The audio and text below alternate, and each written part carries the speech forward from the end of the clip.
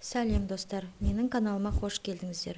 Менің берген ақпаратым сіздерге ұнап жатса, лайк басып, комментарий жазып тіркеле отырыңыздар. Қолдауларыңыз мен үшін маңызды. Бүгін құлақ не үшін шыңылдайды, осы тақырыпта қозғайтын боламын. Құлақтың шыңылдауы нендей құпияны айтады? Қай құлағым шыңылдайды деген сұрақ сізге де сан мәрте қойылған шығар. Қай құлағым шыңылдады деді қарсы алдымда отырған қыздың біреуі. Екі көзін телефоннан айыра алмаған құрбысы оң деді. Сұрақ қойып отырған қыз ырза болып қалды. Соған қарағанда құрбысы жауап дұрыс берген-ау. Сізге де бұл сұрақ сан мәрте қойылған шығар. Оң құлағы шыңылдаса біреу мақтап жатқаны, сол жақтағысы шыңылдаса сені біреу әбден сыбап жатқаны, солай емес пе? Бұл бізде қалыптасқан сенім. Шын мәнінде құлақтың шыңылдауында қандай мән бар? Медицина бұл жөнінде не дейді? Ал шариғат бойынша құлақтың шыңылдауында қандай құпия бар?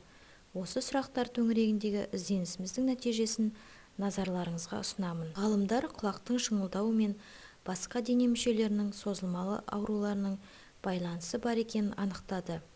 Зерттеушілер құлақтың шыңылдауын тиннитус деп атайды. Құлақ аурулары мен ми атеросклерозының есту қабілетінің нашарлауымен байланыстырады.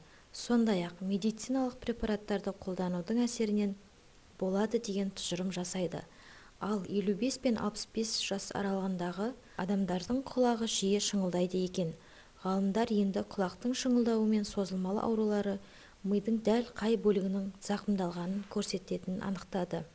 Ол бөлік мидың ішкі медиалды префронталды қабығы мен оған іргелес жатқан ядро. Бұл бөлік адамның кез келген нақты себептерсіз созылмалы аурулардың пайда болуына жауапты. Осы зерттеулерге қарап, ғалымдар енді құлақтың шыңылдауынан қалай арылуға болатынын қарастыруда. Ал шариғат кітаптарынан құлақтың шыңылдауына қатысты мынадай деректерді кездестіруге болады. Мұхаммед пайғамбар миғраж сапарында алып бәйтеректі көреді. Ағаштың жапырағынан сан жетпейді. Әр жапырақта өмір сүріп жатқан адамдардың аттары жазылыпты. Пайғамбар Жебірейілден бұл не деп сұрайды?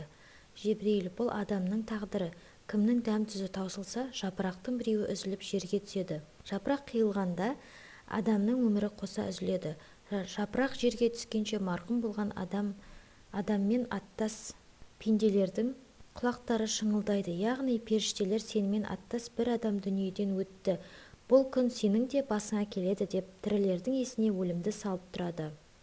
Егер ол марқұм пейішке кетсе, тірінің оң құлағы шыңылдайды. Ал егер тозаққа кетсе, аттасының сол құлағы шыңылдайды дейді. Пайғамбар миғраждан қайтқан соң үмбеттерін жинап алып, оң құлақтарың шыңылдаса, субханаллах деп айтыңдар.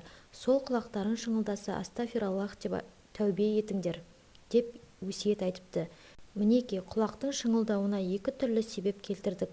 Дұрысын өзіңіздің таңдауыңызға қойдық.